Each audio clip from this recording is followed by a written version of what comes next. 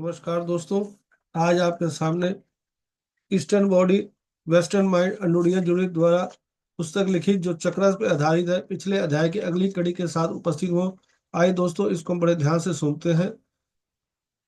प्रथम चक्र के मूल मुद्दे की अगली कड़ी के साथ उपेक्षा करना। उपेक्षा त्याग का सूक्ष्म रूप है। उपेक्षा अक्सर रुक रुक कर होती है, जो पूरे सिस्टम को स्थिर करने से पहले चक्र के मूल कार्य का प्रतिकार करती है। यदि उपेक्षा इतनी हल्की है कि हम अभी भी जीवित हैं, तो हम असहायता की दबी हुई यादों के साथ बड़े होते हैं, जिसका किसी ठोस चीज से कोई संबंध नहीं होता।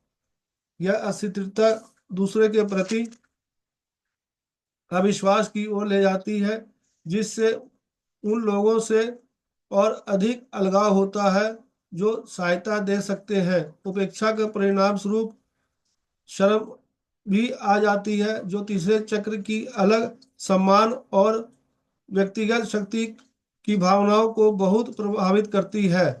साथ ही प्यार पाने के चौथे चक्र को भी प्रभावित करती है। त्याग की तरह उपेक्षा अक्सर हमारे खुद के साथ व्यवहार करने के तरीके में प्रतिध्वनित होती है।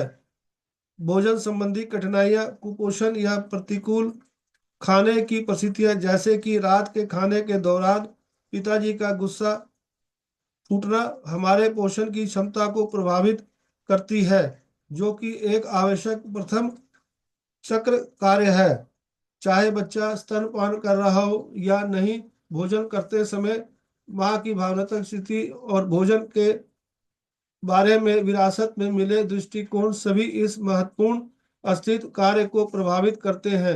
मेरे पास एक से अधिक महिला ग्राहक हैं, जिन्हें तब तक खाने की अनुमति नहीं थी जब तक कि उनके भाई भोजन नहीं कर लेते। एक अन्य ने मुझे बताया कि उसे 4 घंटे तक टेबल पर बैठना पड़ता था जब तक कि अंडे की एक ठंडी प्लेट नहीं खा लेती। कुछ बच्चे लगातार भूख में रहते हैं, जबकि अन्य को घटिया गुणवत्ता वाला भोजन खिलाया जाता है। भूख न होने पर भी खाने के लिए मजबूर किया जाता है, या माता पिता भोजन के माध्यम से हेर फेर करते हैं।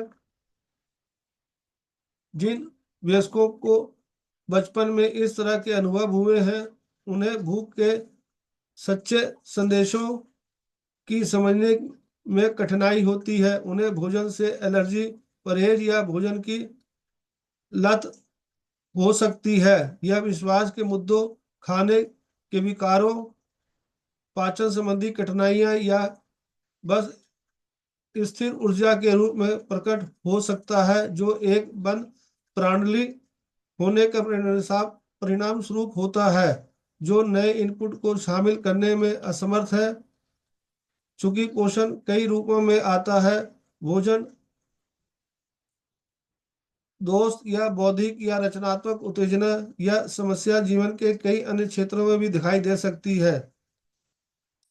एनिमास एक और प्रथम चक्र आघात, जो एक पीढ़ी पहले अधिक लोकप्रिय था, वह है एनीमा का आघात।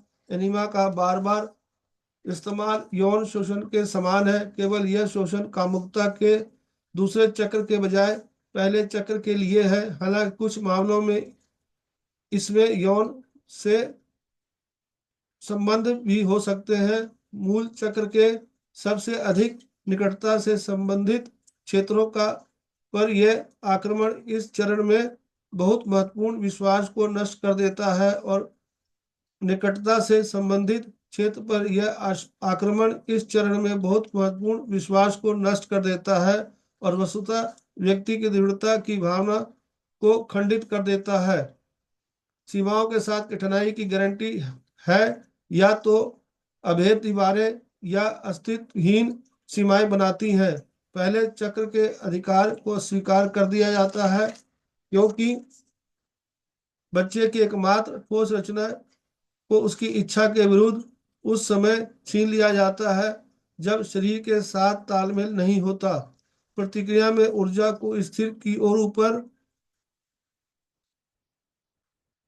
खींचा जाता है, जिसके परिणाम स्वरूप या तो धारण करने, समाहित करने में असमर्था होती है या ऐसा करने की अत्यधिक आवश्यकता होती है। साथ ही स्वायत्ता की क्षतिग्रस्त भावना तीसरे चक्र का मुद्दा होती है। शारीरिक हिंसा से ज्यादा किसी भी तरह का व्यवहार दुर्व्यवहार बंधनकारी नहीं होता है। पीड़ित व्यक्ति अपने जीवन के लिए डर डर के कारण दुर्व्यवहार करने वाले से जुड़ जाता है। जितना ज्यादा किसी भी को पीटा जाता उतना ही उसका आत्मसम्मान कम होता जाता है। जितना ज्यादा कोई सोचता है वह एक इंसान के तौर पर नीच और दोषपूर्ण है, उतना ही उसके विकल्प कम होते जाते हैं। व्यक्ति हिंसा से बन जाता है। जॉन ब्रॉडशॉ। इसका मतलब यह नहीं कि एनीमा का कोई भी उपयोग अपमानजनक है। कई बार ऐसा होता है कि स्वास्थ्य कारणों से यह आवश्यक हो जाता है। यह तब अपमानजनक हो जाता है जब इसका अत्यधिक अनावश्यक रूप से बच्चे को प्रक्रिया देने के साधन के रूप में या माता पिता की ओर से विकृत यौन उदारीकरण के रूप में उपयोग किया जाता है। दोस्तों, यह अध्याय यहीं तक। कल फिर आपके साथ इस अध्याय की अगली कड़ी के साथ उपस्थित होऊंगा। धन्यवाद। Thank you.